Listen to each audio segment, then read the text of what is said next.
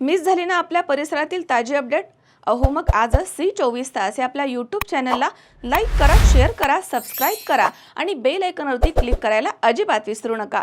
गुन्हे शाखा unit number 2 रेकॉर्डवरील 2 सराईत आरोपींना जेरबंद करत चेन स्नॅचिंगचे 5 गुन्हे उघडकीस आणले आहेत। भूषण अनिल शिरसाट आणि आशुतोष योगेश भावेकर अशी अटकेत असलेल्या आरोपींची नावे आहेत।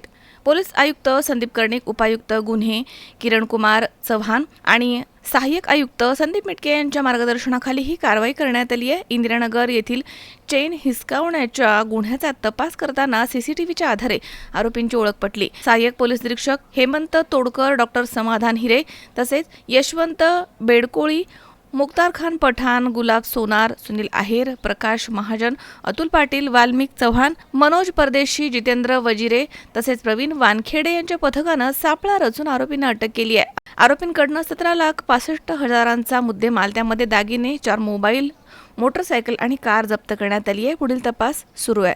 किरण आहेर, C24 तास, नाशिक।